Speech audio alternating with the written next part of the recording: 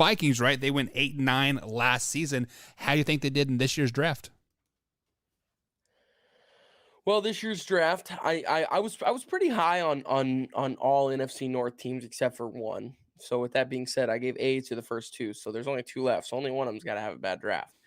So we'll start with the picks here. So at number one, they had Lewis Sign out of Georgia.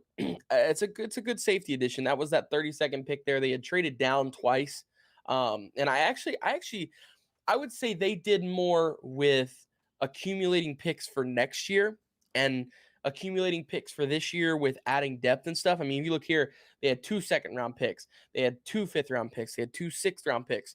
So that right there, off the chart, shows that they're adding picks for this year. But on top of that, they added some for next year because they were at pick 12. They traded back to like 20 something, and then they traded back again to 32nd.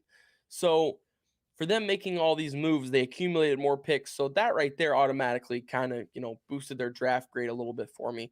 Other than that, there's not really much that jumps off here to me. Like I said, I like Sign. I think he's a good safety. And I think he's a difference maker for them. I think he will be a difference maker for them.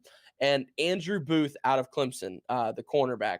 I think he was a day one guy. I was really surprised that he fell out of the first round. I thought he was another first round cornerback. But like I say, he fell out. So for them to get him there, that's why I gave that my top pick for them. Because like I said, they got a day one guy on day two. Anytime you do that's huge. That's really huge. So also on top of that, they added some offensive line depth with Ed Ingram out of LSU. So all in all, I really thought first and second round was good, and even I would say the third round was really good with Brian Asamoah out of Oklahoma. Nice linebacker there. That's only pick 66, so still you're getting a quality guy. But from then on is kind of where I lose it. Let's see here. I can't even say his name. Akaleb Evans. He's a good cornerback, good depth guy, but nothing really jumps off. And then same with the rest of the way down. Ty Chandler, I like that pick out of North Carolina, the running back.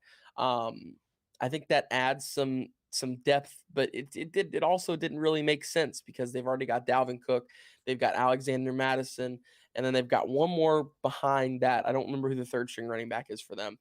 But this will be the fourth running back they're adding on roster. But same, once you get to that fifth round, sixth round, you're really kind of just getting the best guy on the board / the depth that you need. It's one of those two things. So maybe this is a move by the Vikings that they're saying like, hey, we're moving on from one of those three running backs. So it's not going to be Dalvin Cook, and I don't think it's Alexander Madison. So whoever that third guy is, like I said, I don't remember off the top of my head, but I think they'll probably be moving on from him.